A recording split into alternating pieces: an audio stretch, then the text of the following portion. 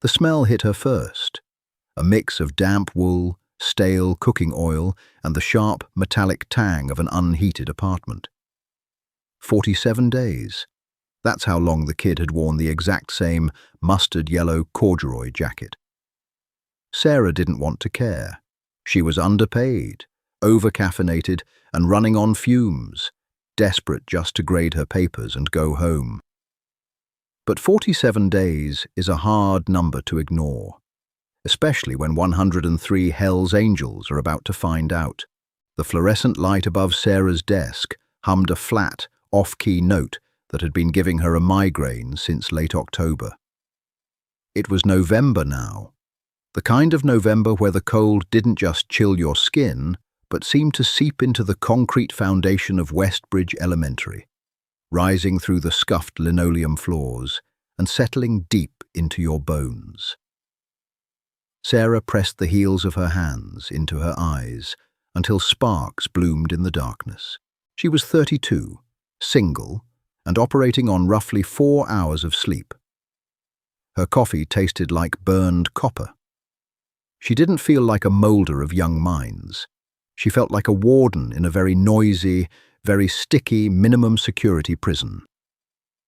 When she opened her eyes, she looked at the back row. Desk 4. Tommy. He was 7 years old, but he sat like an old man trying to take up as little space as possible. His shoulders were permanently hunched, curling inward as if bracing for a blow that was always just about to land. And he was wearing the jacket. It was corduroy, originally a bright, aggressive mustard yellow. Now it was the color of old bruises and dirty dishwater. The elbows were worn completely smooth, the ribbed texture rubbed bald.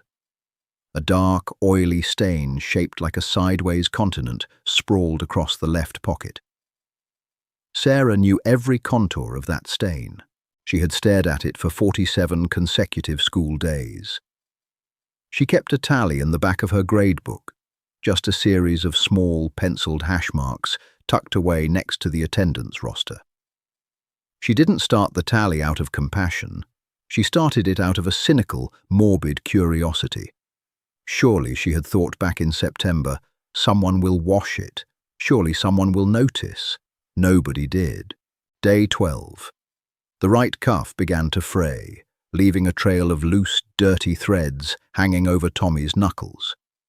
Day 24. A sharp drop in temperature. Tommy didn't have gloves. He kept his hands shoved deep into the jacket pockets, his shoulders rising to his ears to trap whatever meager body heat he possessed. Day 39. He spilled milk on the collar during lunch.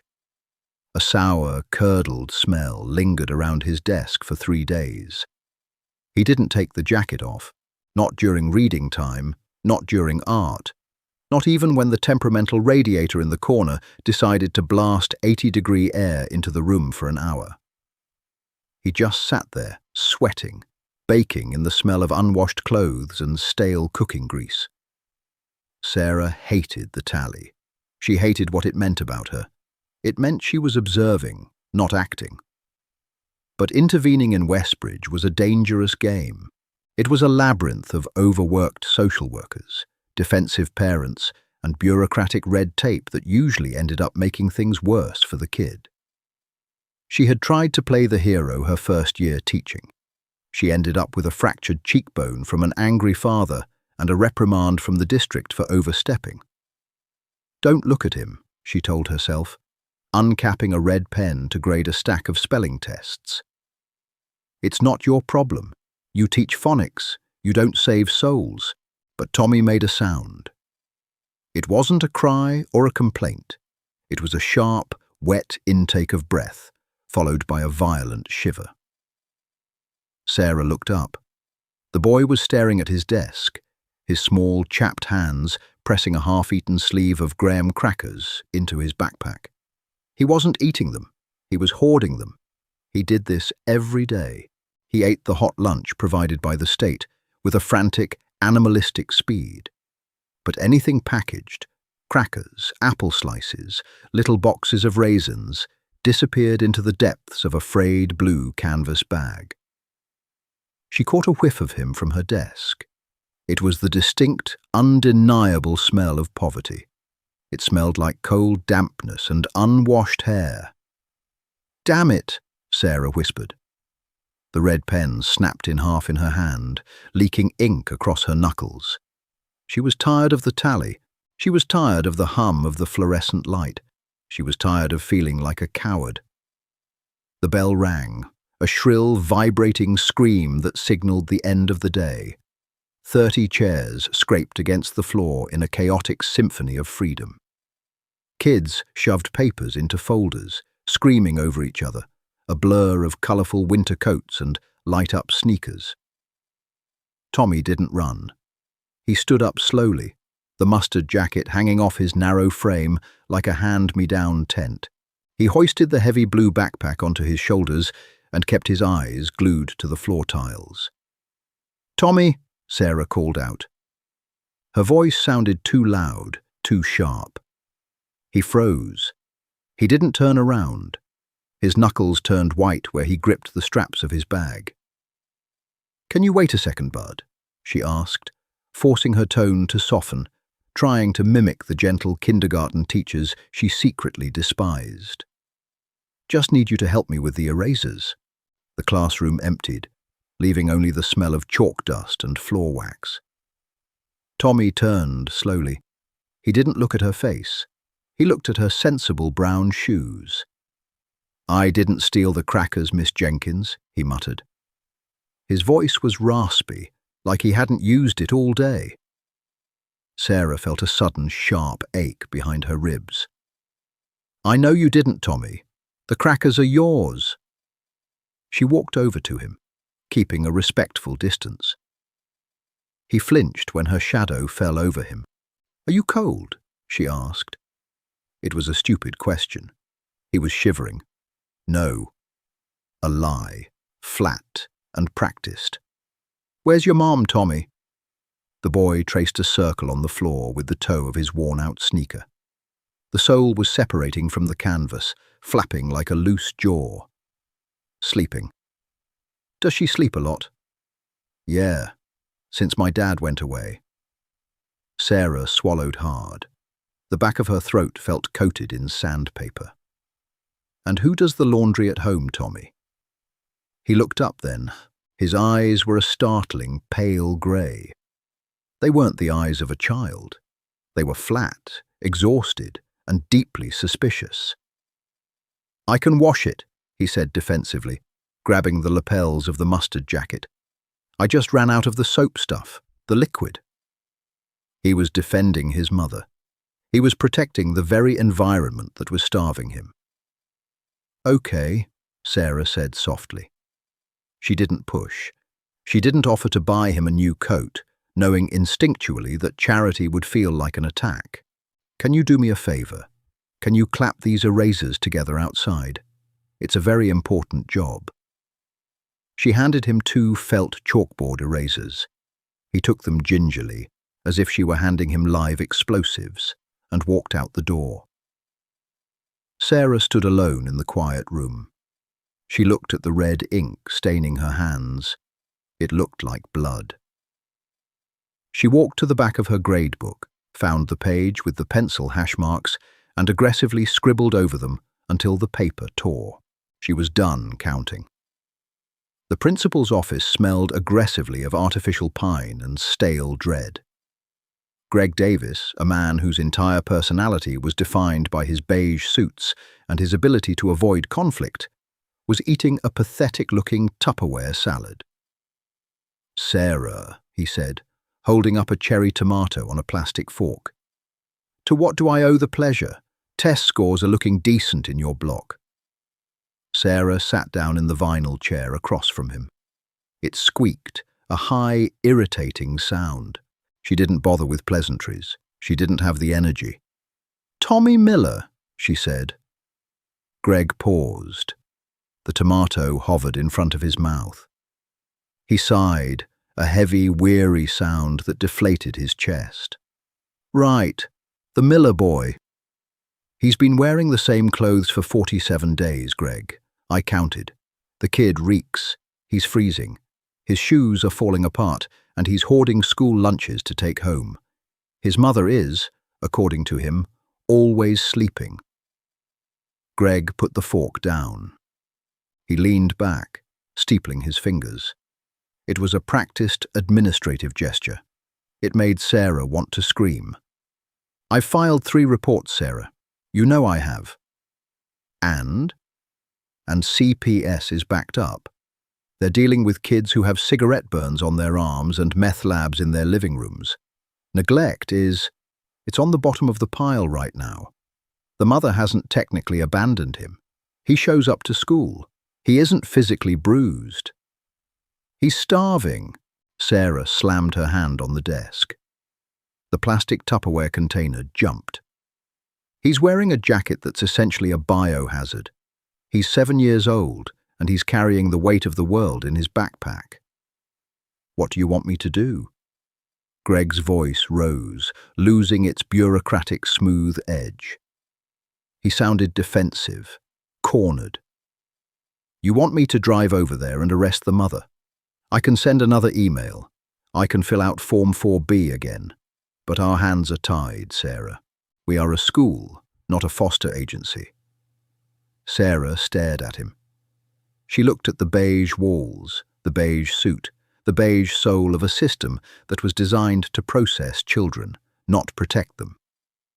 "Right," she said, her voice dropping to a terrifying calm. "Form 4B.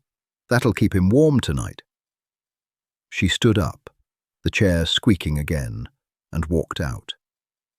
The next day, during recess, the sky was the color of bruised iron. A biting wind whipped across the cracked asphalt of the playground, rattling the chain-link fences. Most of the kids were clustered near the brick walls of the building, trying to block the wind. Tommy was by the rusted swing set. He wasn't swinging. He was just standing there, hands shoved in the pockets of the mustard jacket, his chin buried in the filthy collar. Sarah zipped up her heavy parka and walked out into the cold. The wind bit at her exposed cheeks, making her eyes water. She approached him slowly, mindful not to startle him. "Hey, Tommy," she said, leaning against the metal pole of the swing set. The metal was freezing, biting through her jeans. Tommy looked at her from the corner of his eye. He gave a microscopic nod. "Too cold to swing?" she asked. "Swings are for babies," he muttered. Sarah forced a short laugh. "Right, my mistake." They stood in silence for a long time. The wind howled through the playground. Sarah watched a piece of trash, a crumpled chip bag, skip across the asphalt. "You know," Sarah said, keeping her voice casual, her eyes fixed on the middle distance. "When I was your age, my dad went away for a while too." It was a lie. Her dad was a dentist in Ohio who still called her every Sunday. But she needed a bridge. She needed him to crack the door open just a fraction of an inch. Tommy shifted his weight. The sole of his left shoe flapped against the ground. Where'd he go? Just away. It was hard. My mum got really sad. She slept a lot too. Tommy didn't say anything, but his posture changed. The defensive hunch relaxed just a millimeter. He pulled his hands out of his pockets to rub his nose. When he did, something caught the grey light of the afternoon. It was a heavy piece of metal, attached to a thick leather lanyard hanging from his belt loop. It swung out of the pocket of the mustard jacket and clanked against the metal pole of the swing set. Sarah looked down. It was a heavy, custom-milled keychain. The silver was tarnished and scratched, but the insignia was unmistakable. A winged skull, the death head. Above it, etched in harsh block lettering, were the words Hell's Angels MC. Below it, West Coast. Sarah stared at it. The air in her lungs suddenly felt very cold. She wasn't naive. She knew the reputation of the local charter. They ran the industrial park on the edge of town. They were ghosts in the local news, rumors of bar fights, racketeering, and things much worse. They weren't people you invited to the PTA meeting. They were people you crossed the street to avoid. Tommy noticed her staring. He quickly grabbed the heavy silver skull and shoved it back into his pocket, his face flushing dark red. "Where did you get that, Tommy?" Sarah asked. Her voice was barely a whisper. "It's mine," he said fiercely. The terrified little boy was gone for a split second, replaced by a flash of inherited defiance. "I know it's yours. I'm not taking it. Did your dad give it to you?" Tommy looked at the cracked asphalt. He scuffed the flapping sole of his shoe against the ground. "No, my dad wasn't in the club. He was a mechanic. He fixed their bikes." "Who gave it to you then?" "Uncle Bear," Tommy said quietly. "He was my dad's best friend. He gave it to me when my dad died. He said if I ever needed anything, to show it to him." Sarah felt a strange, erratic flutter in her chest, a mix of terror and absolute, unhinged inspiration. "Does Uncle Bear know your mum is sleeping all the time? Does he know about the jacket?" Tommy shook his head. The defiance vanished, leaving the broken 7-year-old behind. "He doesn't come around anymore. Mom got mad at him. She told him to stay away. She said he was bad news." "I see." Sarah looked out across the bleak playground. Form 4B was sitting on Greg's desk, gathering dust. The state was backed up. The mother was checked out. The system was broken. But maybe, just maybe, the brotherhood wasn't. "Recess is over, Tommy," Sarah said, pushing herself off the freezing metal pole. "Let's go inside." That afternoon, when the final bell rang and the school emptied, Sarah didn't grade papers. She didn't organize her lesson plans. She packed her bag, locked her classroom door, and walked out to her 2008 Honda Civic. She sat in the driver's seat for 10 minutes, staring at her own reflection in the rearview mirror. She looked tired. There were dark circles under her eyes, and her hair was pulled back into a messy, utilitarian bun. "You are going to get yourself killed," she said to her reflection. Then she put the car in drive and headed toward the industrial park. The address wasn't a secret, but it wasn't exactly advertised either. It was located at the dead end of an access road on the industrial outskirts of town, flanked by a salvage yard and an abandoned textile mill. As Sarah turned her Civic onto the rutted gravel road, the tires crunched loudly, kicking up a cloud of pale dust. Her hands were gripping the steering wheel so tightly her knuckles were stark white. Her heart wasn't just beating, it was hammering against her ribs like a trapped bird. She rounded a bend, and the compound came into view. It was an old converted warehouse, wrapped in 10-foot-high chain-link fencing topped with razor wire. The gate was wide open. Inside, the gravel lot was packed. There were easily 30 motorcycles parked in perfectly neat, diagonal rows. Chrome gleamed under the flat grey sky. The air here smelled different, heavy with the scent of unburned hydrocarbons, stale beer, damp earth, and the sharp, metallic ozone bite of a welding torch from somewhere deep inside the garage. Sarah pulled her unassuming sedan into the lot, feeling like a mouse wandering into a den of sleeping lions. She parked far away from the bikes, next to a rusted-out dumpster. She turned the engine off. The sudden silence in the car was deafening. Outside, a few massive men in heavy leather cuts were standing near the open bay doors of the warehouse.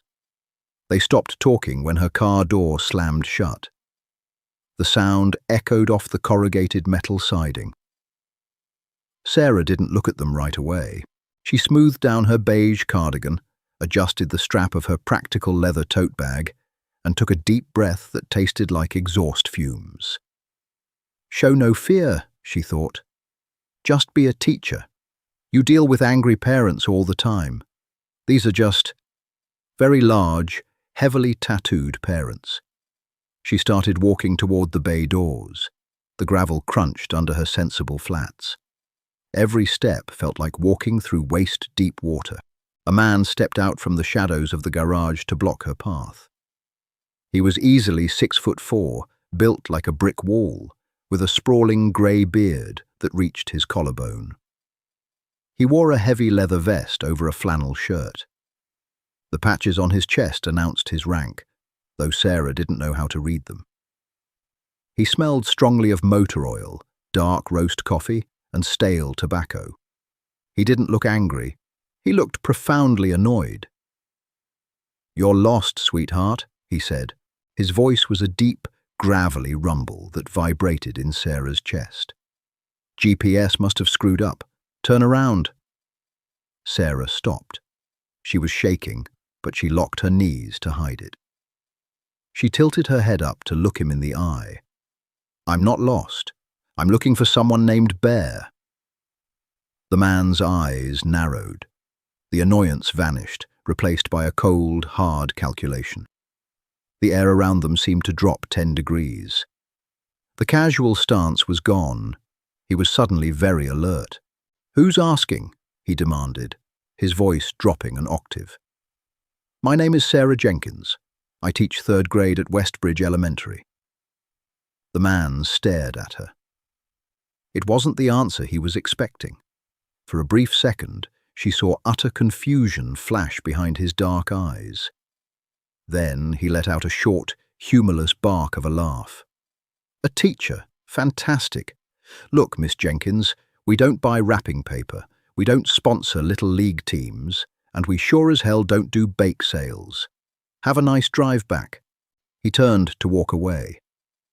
Sarah felt a flash of pure, unadulterated rage. It cut through her terror like a hot knife. It was the same rage she felt when Principal Davis fed her bureaucratic excuses. It was the rage of watching a 7-year-old shiver in a filthy jacket. "I don't give a damn about your bake sales," Sarah shouted. Her voice echoed loudly across the lot. The 2 other men near the garage stopped moving. The man with the grey beard stopped, turning slowly to face her. His expression was murderous. Sarah didn't back down. She pointed a trembling finger at him. "You guys ride around with brotherhood stamped all over your backs. You talk about loyalty. Well, your brother's kid is freezing to death in my classroom." The silence in the gravel lot was absolute. The only sound was the distant hum of traffic on the highway. The bearded man took a slow, heavy step toward her. He looked down at her, towering over her small frame. "What did you just say to me?" Sarah swallowed the lump of panic in her throat. "Tommy Miller. His dad was a mechanic who worked on your bikes. He died.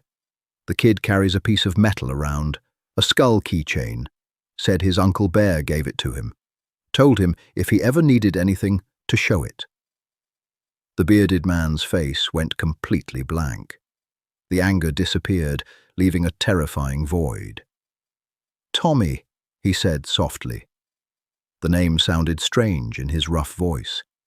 "Yes, Tommy," Sarah snapped, her adrenaline carrying her forward. "He's been wearing the exact same clothes for 47 days. The same mustard yellow corduroy jacket.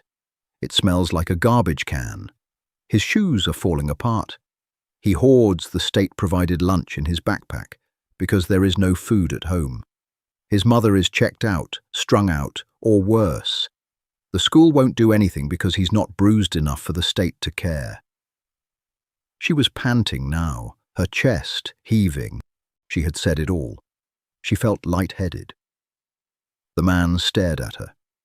He didn't blink. He just stared at her until Sarah felt the urge to squirm under his gaze. "You drove all the way out here," he said slowly, "to the Hells Angels clubhouse, to complain about a kid's jacket?" "I drove out here," Sarah corrected, her voice shaking but defiant, "because he thinks you actually care. He thinks you people mean what you say." I guess I was stupid enough to wonder if he was right. She turned around, her legs feeling like lead, and started walking back to her car. She half expected a hand to grab her shoulder or a shout to stop her. She expected violence. She expected to be chased off. But there was nothing, just the crunch of her own footsteps on the gravel. She got into her car, slammed the door, and locked it. Her hands were shaking so violently she could barely get the key into the ignition. She started the engine, put it in reverse, and backed out of the lot, spraying gravel. She didn't look back until she hit the main road.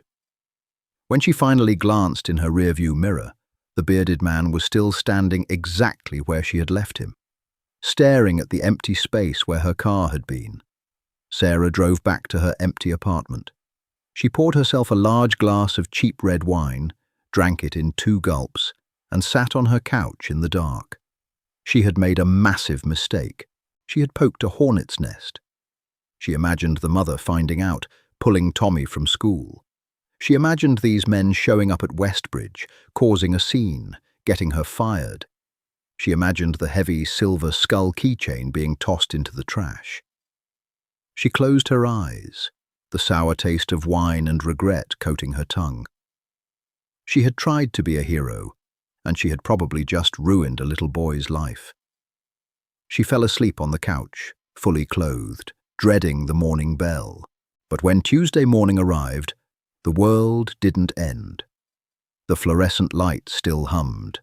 The coffee still tasted like copper. The classroom still smelled faintly of old sneakers and floor wax. When the bell rang, the children filed in. The chaos of scraping chairs and slammed lockers filled the room. Sarah sat at her desk, her eyes fixed on the door, waiting for the mustard-yellow jacket, waiting for the hunched shoulders, waiting to see the fallout of her monumental stupidity. Tommy walked in.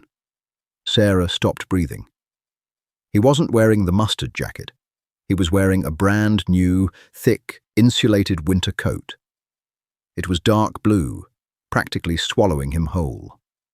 Underneath it, a crisp, clean white t-shirt. On his feet were a pair of heavy, black, brand new winter boots. He walked to desk 4. He didn't hunch. He didn't look at the floor. He sat down, unzipped the heavy coat, and looked up at the front of the room. His hair was cut. His face was scrubbed clean. He smelled like Irish spring soap and clean cotton. Sarah stared at him, her mouth slightly open. Tommy met her eyes. He didn't smile, but he gave her a microscopic, almost imperceptible nod. The tally was broken, but as Sarah would soon find out, the Hells Angels didn't just buy coats. When they realized a brother's kid had been left behind, they didn't just fix the jacket. They were about to fix the whole damn neighborhood. The new coat was loud. That was the first thing Sarah noticed. It was made of a thick, rigid nylon that swished aggressively every time Tommy shifted in his plastic chair. In the quiet lulls during the spelling test, the sound was deafening. Swish, zip, rustle. Sarah didn't care. To her, it was the sound of a small, fragile thing suddenly having armor. Lunchtime was the real shock. For 47 days, Tommy's routine had been a frantic, squirrel-like hoarding of anything wrapped in plastic. Today, when the bell rang, he didn't pull out the frayed blue canvas bag. He walked to the cafeteria line, took his tray, and sat down. He ate his pizza. He drank his milk. He left the little bag of baby carrots on the table when he was done, unbothered. He wasn't hoarding because, for the first time in months, he knew there was food waiting for him at home. Sarah sat in the teacher's lounge, picking at a dry turkey sandwich. The relief she felt was entirely overshadowed by a creeping, cold dread in her gut. She had gone to a compound surrounded by razor wire and screamed at a man who looked like he ate steel for breakfast. She had invoked the name of a dead mechanic to shame a motorcycle club. They bought him a coat, she rationalized, chewing the stale bread. They probably dropped off some groceries. That's it. Guilt money. They washed their hands of it. She was wrong. She underestimated the gravity of the heavy silver skull keychain. It started at 2:45 p.m., 15 minutes before the final bell. Sarah was writing division problems on the chalkboard when the floor began to vibrate. It wasn't a metaphor. The actual floorboards beneath her sensible flats hummed with a low, aggressive frequency. The water in the plastic cup on her desk developed a series of rapid, concentric ripples. "Miss Jenkins?" a little girl named Chloe asked, pointing at the drop ceiling. A fine mist of dust was shaking loose from the acoustic tiles, drifting down like dry snow. Then came the sound. It started as a distant guttural roar, like thunder trapped too close to the ground. It grew louder, heavier, drowning out the ambient noise of the school. It was the sound of internal combustion on a massive scale, unmuffled, raw, and synchronized. Sarah dropped her chalk. It shattered on the linoleum. She walked to the large window that overlooked the staff parking lot and the student pickup lane. Behind her, 24 third graders abandoned their desks and pressed their faces against the glass. The pickup lane was usually a chaotic ballet of minivans and mid-sized SUVs driven by stressed parents. Not today. Today, the minivans were trapped. A column of motorcycles was rolling down the narrow, tree-lined street leading to Westbridge Elementary. It wasn't 3 or 4 bikes. It was an organized, tight formation of at least 30 heavily modified Harley-Davidsons. They rolled at a crawling pace, their engines idling with a deafening, irregular thud, thud, thud that rattled the heavy window panes. Leading the pack was the massive, grey-bearded man from the gravel lot. Bear. He was riding a stripped-down black chopper that looked like it was forged in hellfire. He wasn't wearing a helmet. He wore wraparound sunglasses and his heavy leather cut, the Hells Angels rocker patch stark and unavoidable against his back. The PTA mothers in their Subarus and Hondas were visibly panicking. Brake lights flashed violently. Doors were locked, windows rolled up tight. The bikers didn't rev their engines aggressively. They didn't shout. They just parked. They lined up along the red curb, the designated no parking/fire lane, with absolute, terrifying precision. They killed their engines almost simultaneously. The sudden silence that followed was heavier than the noise. 30 large men in leather and denim stepped off their bikes. They stood on the sidewalk, arms crossed, boots planted on the concrete. A wall of muscle, ink, and chain wallets. The intercom on the wall crackled. Greg Davis's voice came through, high-pitched and strained. "Teachers, please initiate a shelter-in-place protocol. Keep students in the classroom. Do not dismiss. I repeat." Sarah looked at the window.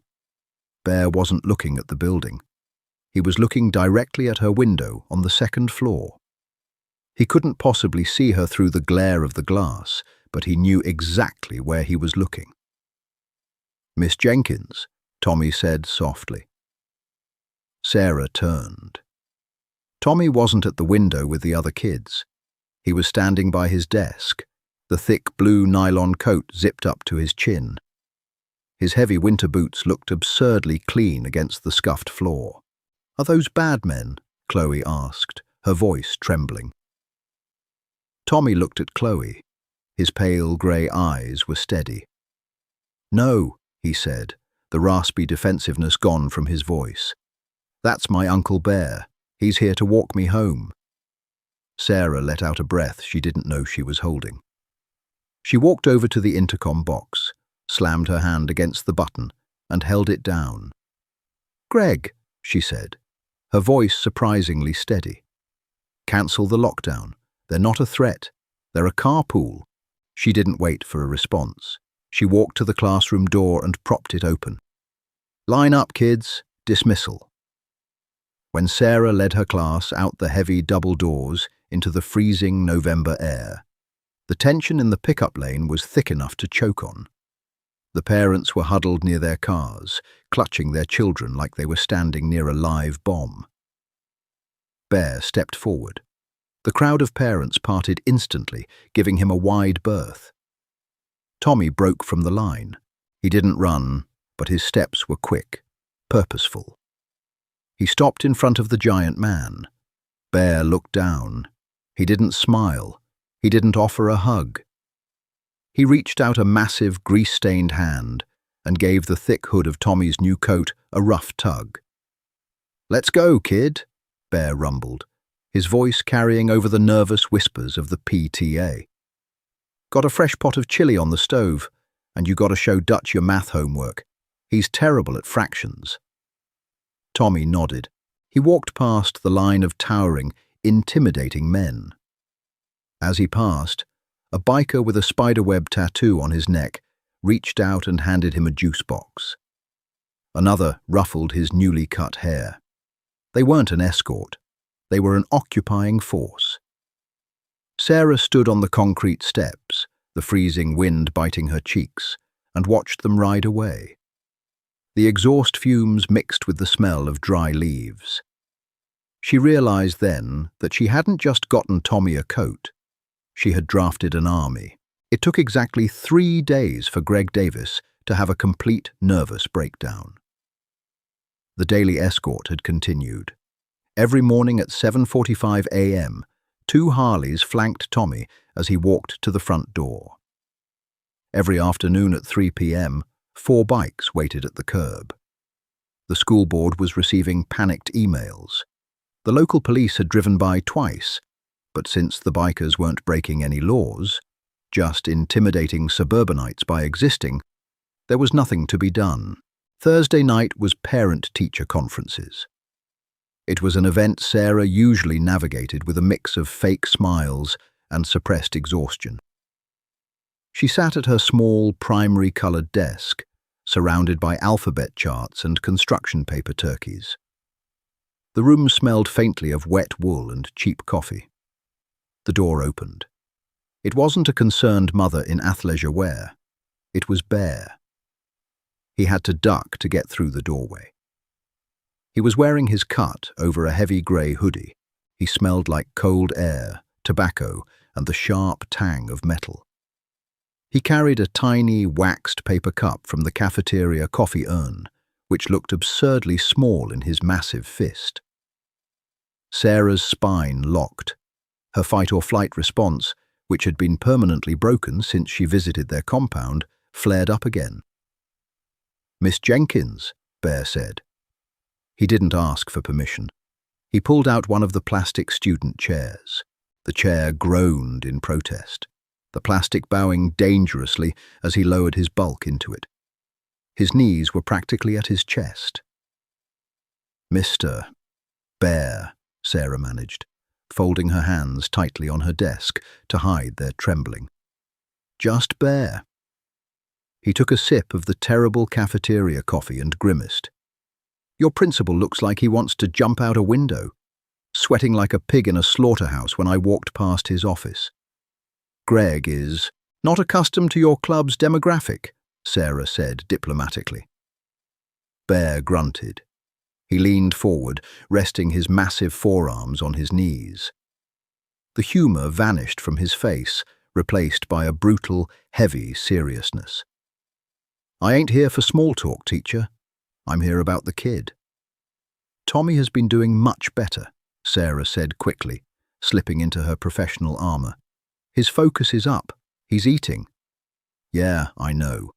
We cleaned out his mum's apartment." Bear looked at the wall, his jaw tightening. "It was bad. Worse than you thought. No heat. Water shut off. Fridge was empty except for some rotting takeout and a bottle of vodka. The mother—" He paused, his voice dropping into a rough, ugly rasp. "She was in a bad way. Pills, booze, whatever she could get." Sarah felt a hollow ache in her chest. She had known it was bad, but hearing it confirmed stripped away the last layer of her denial. Where is she now? We put her in a car, drove her to a facility 3 counties over, paid cash for a 90-day inpatient program, told her if she signs herself out before she's clean, she'll have to answer to me. Bear looked back at Sarah, his dark eyes unblinking. She won't sign out. Sarah swallowed hard. And Tommy? He's staying at the clubhouse. We got a spare room in the back, cleaned it out, put a proper bed in there. Dutch's old lady is taking him shopping for school supplies this weekend. Sarah stared at him. You can't just take a child, Bear. The state left him rotting in a filthy jacket for 2 months while you checked boxes on a piece of paper. Bear interrupted, his voice a low, vibrating growl. It wasn't an insult. It was a statement of fact. It stung because it was true. We ain't filing adoption papers. We're his family. His dad bled for this club. We forgot about the boy. That was our mistake. It won't happen again. He stood up. The plastic chair snapped back into place with a sharp crack. You got guts, teacher, Bear said, looking down at her. Coming to our lot, screaming at me. Stupid but gutsy. Tommy likes you. Says you didn't look at him like he was garbage when he stunk. He's a good kid, Sarah whispered. Her throat was tight. Bear reached into the pocket of his hoodie. He pulled out a small rectangular piece of white cardstock and dropped it onto Sarah's desk. It was a business card. Matte black. It had a phone number and a small embossed winged skull in the corner. If that principal gives you grief, if anyone gives the kid grief, you call. Bear turned and walked toward the door. He paused, looking at a construction paper turkey taped to the glass. He shook his head slowly. 47 days, he muttered to himself, the guilt heavy in his voice. Christ! He walked out, the heavy door shutting behind him. Sarah sat alone in the quiet classroom. She looked at the black business card resting on her neat stack of grading rubrics. It felt heavy. It felt dangerous. She picked up the card, slipped it into her wallet behind her driver's license, and finally allowed herself to cry. Not out of sadness, but out of a profound, overwhelming relief. The system had failed Tommy Miller, so the Hell's Angels broke the system. The smell of the clubhouse wasn't fear anymore. It was Gojo Pumice hand cleaner, stale Folgers coffee, and the sharp, acidic tang of metal primer. Sarah parked her Honda next to the dumpster. She didn't shake this time. She grabbed a blue plastic folder off the passenger seat, Tommy's reading logs and a permission slip for a field trip to the planetarium, and walked toward the open bay doors. It was a Tuesday evening, just past 6. The gravel crunched under her boots. Inside, the warehouse was cavernous, lit by harsh industrial halogens that cast deep, sharp shadows. To the left, 3 bikes were up on hydraulic lifts, surrounded by a scatter of tools and oily rags. To the right, a massive leather sectional sofa that looked like it had survived a war sat in front of a muted television playing a local hockey game. In the center of it all, sitting at a battered folding card table, was Tommy. He was wearing a clean grey sweatshirt. Across from him sat Dutch. Dutch was a man who looked like he had been constructed out of beef jerky and bad decisions. His arms were a solid canvas of faded green-black prison tattoos. He had a scar cutting through his left eyebrow and a heavy silver ring on every finger. Dutch was currently staring at a third-grade math worksheet like it had insulted his mother. "Okay, look at the pie, kid," Dutch grunted, tapping a grease-stained finger against a poorly photocopied circle. "You got 8 slices. You eat 3. How many slices are left? Don't look at the numbers, look at the pie." 5, Tommy said, his voice steady. "Right, 5. So the number on top, the numerator, is 5. The bottom number is 8, because there were 8 slices total. You don't change the bottom number unless you're buying a whole new pie. Dutch rubbed his temples, leaving a smear of black grease on his forehead. Jesus, my brain hurts. You're doing it right, Dutch, Tommy said, offering a small, reassuring nod. Sarah stood in the shadow of the doorway, watching. Her chest tightened with a weird, contradictory ache. These were men who settled disputes with baseball bats and sheer terror. Yet here was a man who looked like a career felon, sweating over fractions to make sure a 7-year-old didn't fall behind. You gonna stand there all night, teacher, or you gonna come in? Bear walked out from a back hallway. He was wiping his hands on a shop towel. He didn't look surprised to see her. I brought his permission slip, Sarah said, stepping fully into the light. For the planetarium, and his reading log. Dutch looked up, visibly relieved. Teacher, thank God. Explain lowest common denominators to this kid before I have an aneurysm. Tommy looked at Sarah. A genuine, unguarded smile broke across his face. It was the first time she had seen him smile with his teeth. He didn't look like a hostage. He looked like a kid hanging out in his living room. Hey, Miss Jenkins. Hey, Tommy, doing okay? Yeah. Bear made chili again. I make chili on Tuesdays, Bear grunted, taking the blue folder from Sarah's hands. He squinted at the permission slip. Planetarium, staring at the ceiling in the dark. $5, fine. He reached into his pocket, pulled out a heavy money clip, and peeled off a crumpled $5 bill. He handed it to her. We got him reading Treasure Island. The real one, not the cartoon crap. He's on chapter 4. Sarah took the money. The bill was soft and worn.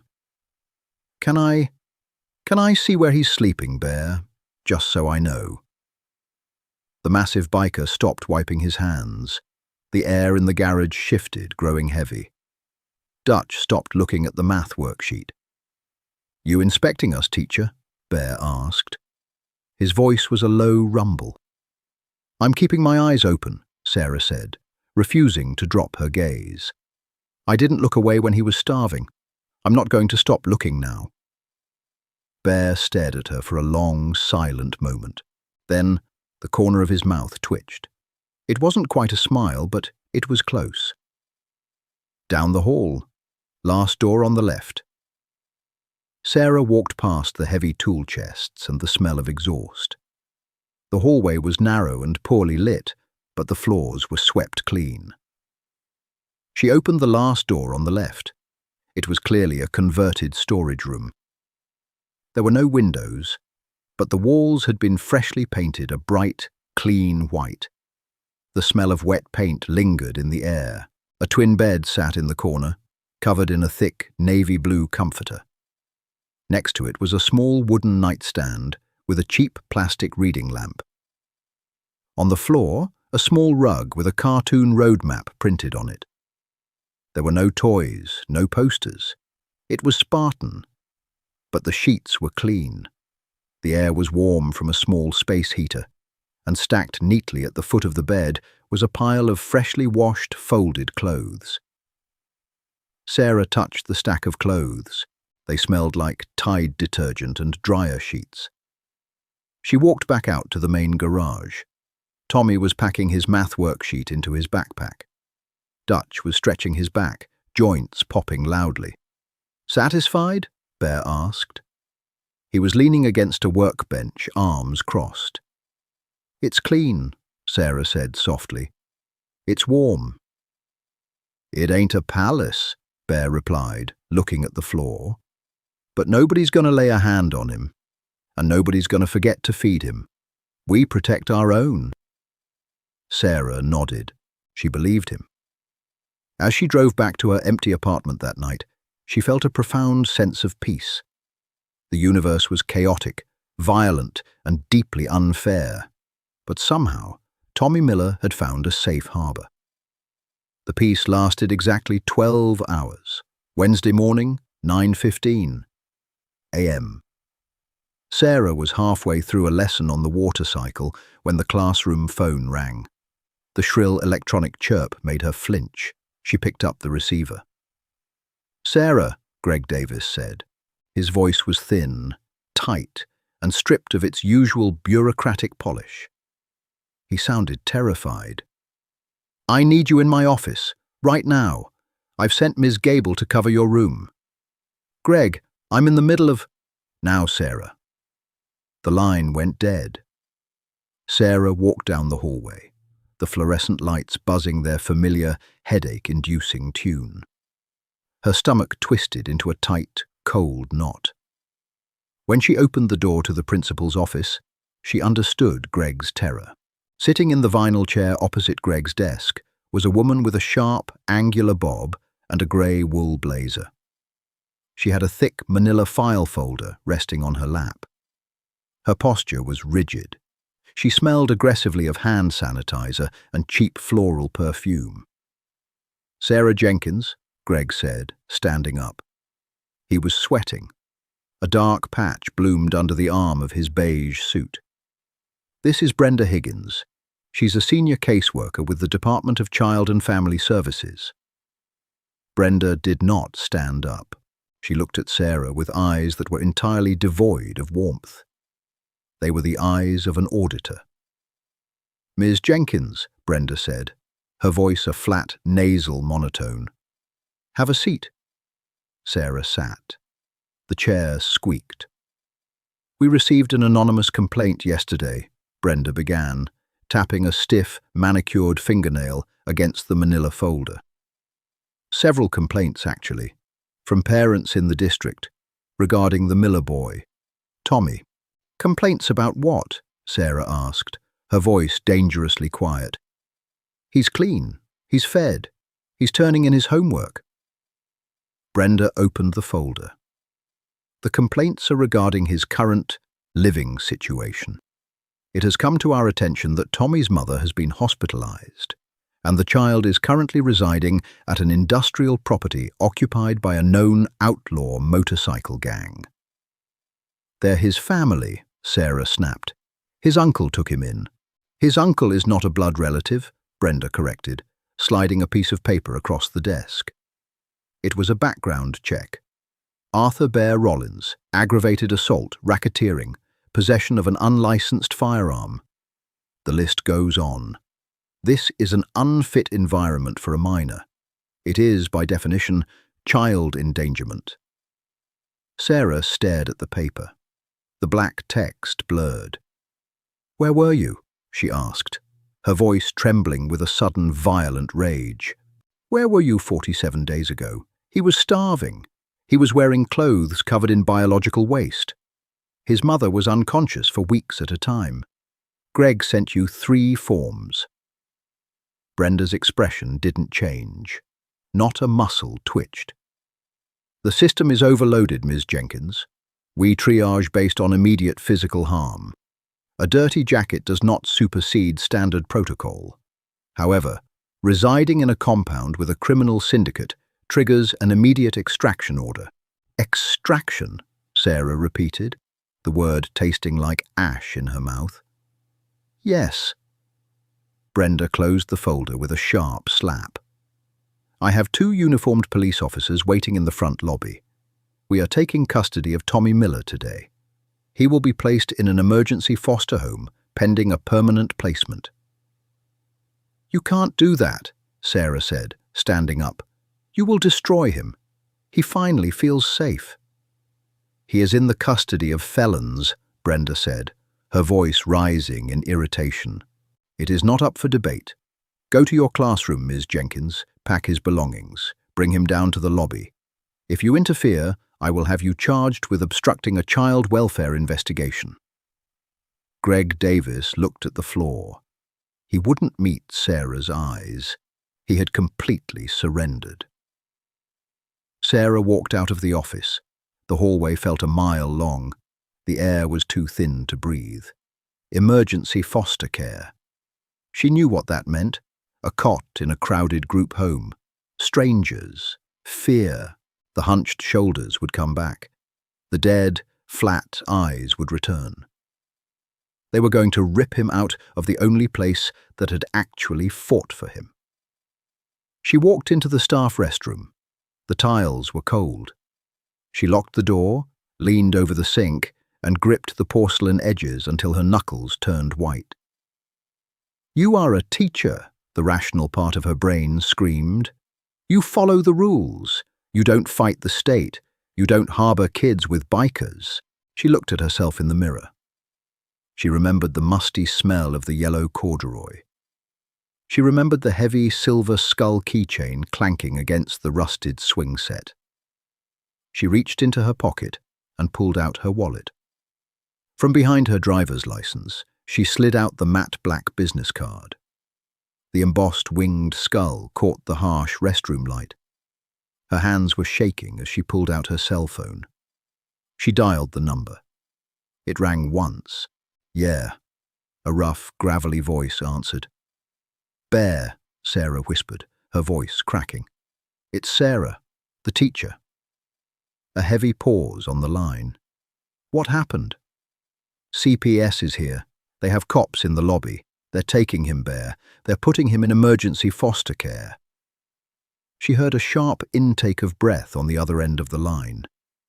It wasn't a gasp of shock. It was the sound of a massive engine sucking in air right before it redlines. "Keep him in the classroom," Bear said. His voice was no longer a rumble. It was cold, sharp, and terrifyingly calm. "Lock the door. Give me 10 minutes. The line went dead. Sarah didn't walk back to her classroom. She ran, her sensible flats slapped against the polished linoleum, the sound echoing off the metal lockers. Her chest burned. She passed the water fountain, the bulletin board covered in misspelled Thanksgiving poems, and skidded to a halt outside room 204. She pushed the door open. Ms. Gable, a substitute with a voice like a frightened mouse, was trying to explain evaporation to 24 blank faces. "I've got it from here, Diane," Sarah said. Her voice was breathy, frantic. Ms. Gable blinked. "Oh, Principal Davis said—" "I know what he said. You can go." As soon as the substitute crossed the threshold, Sarah slammed the heavy, solid oak door. She grabbed the steel deadbolt and threw it. The clack of the lock sliding into place sounded like a gunshot in the quiet room. The children stared at her. Tommy sat at desk 4. His pale grey eyes tracked her movements. He didn't look scared. He looked hyper-alert. Sarah walked to the door and pulled down the black fire shade over the narrow window, blocking the view from the hallway. "Miss Jenkins?" Chloe asked, her voice trembling. "Is it a bad guy drill?" Sarah walked to the front of the room. Her hands were shaking so badly she shoved them deep into the pockets of her cardigan. She forced her facial muscles to relax, painting on the calm, authoritative mask she wore for parent-teacher conferences. "No, Chloe, it's not a drill. We're just going to have some quiet reading time until the bell rings. Everyone take out a book." 30 seconds passed. The only sound was the rustle of pages and the humming of the terrarium filter in the corner. Then came the sharp, hard click of hard-soled heels in the hallway. They stopped outside room 204. Next came the heavy, squeaking tread of police boots. Knock, knock, knock. It wasn't a polite tap. It was a demand. "Ms. Jenkins," Brenda Higgins's nasal voice bled through the heavy oak. "Open the door." Sarah stood behind her desk. She didn't move. She could taste copper in the back of her throat. "Ms. Jenkins," Brenda repeated, louder this time. The doorknob rattled violently. "I have 2 uniformed officers with me. You are in direct violation of a state-mandated extraction order. Open this door immediately." Tommy stood up. The thick blue nylon of his coat swished. He looked at the door, then at Sarah. his small hands curled into tight fists at his sides. "Are they taking me back?" he whispered. It was the first time Sarah had heard actual, unadulterated terror in his voice. The flat, defensive shell had cracked. He looked like exactly what he was, a 7-year-old boy who finally had a warm bed, terrified of the cold. Sarah walked down the aisle and knelt next to his desk. She looked him directly in the eyes. "No," she said softly. "You just stay right here." "Mom," a deep, masculine voice boomed through the wood. "The police officer." "This is Officer Miller. You need to unlock the door. We have a legal obligation to secure the child. If you don't open the door, we will be forced to breach it. You will be arrested for obstructing justice." Sarah closed her eyes. She imagined the cuffs. She imagined the local news. She imagined her career dissolving into a fine powder. She looked at her watch. 4 minutes had passed since she hung up the phone. "I am conducting a lesson," Sarah shouted back, her voice remarkably steady. "You are disrupting my classroom. Slide the paperwork under the door, and I will review it." "There is no reviewing it," Brenda shrieked, losing her bureaucratic cool. "Breach the door, officer. Break it down." "Ma'am, step back," the officer ordered. Sarah braced herself. She wrapped her arm around Tommy's shoulders. The wood of the door groaned as heavy pressure was applied to the frame. Then the floor shook. It didn't vibrate like it had 3 days ago. It bucked. The drop-ceiling tiles rattled violently in their aluminum grids. A piece of chalk rolled off the chalkboard ledge and shattered on the floor. The sound hit them a second later. It wasn't the distant rumble of a carpool.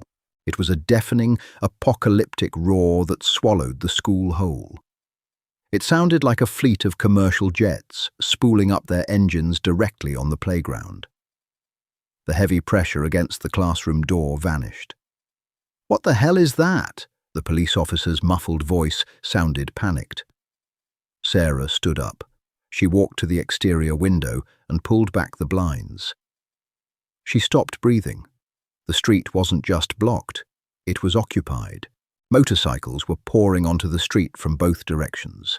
A relentless, glittering river of chrome, matte black steel, and heavy leather. They jumped the curbs. They parked on the grass. They completely boxed in the police cruisers parked in the fire lane. It wasn't 30 bikes. It was easily over 100. They were packed shoulder to shoulder, engine block to engine block, filling every available square inch of asphalt. They cut their engines. The sudden silence was a physical weight. 103 massive men dismounted. They didn't shout.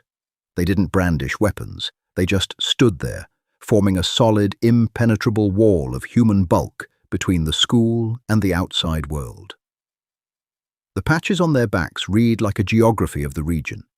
Different charters, all flying the same winged skull. In the center of the mass, walking up the concrete steps toward the main entrance, was Bear. He wasn't wearing his grey hoodie. He was wearing a crisp, ironed black shirt under his cut. And he wasn't alone. Walking next to him was a man in a perfectly tailored, charcoal grey wool suit, carrying a slim, leather briefcase. Sarah let out a long, ragged exhale. The air in her lungs felt hot. She walked over to the classroom door, grabbed the deadbolt, and threw it open. Sarah stepped into the hallway. Brenda Higgins clutched her manila folder to her chest, like a shield, her face drained of color. The 2 seasoned cops beside her hadn't drawn their weapons. Their hands rested uneasily on their utility belts. They knew basic math. 2 badges inside, over 100 heavy hitters outside. Heavy boots echoed on the linoleum stairs. Bear crested the landing. He smelled of exhaust, cold wind, and something sharp and chemical. Beside him wasn't another biker, but a man in a perfectly tailored charcoal wool suit, carrying a slim leather briefcase. "You, Higgins?" Bear's voice was a low rumble that rattled the metal lockers. Brenda swallowed hard.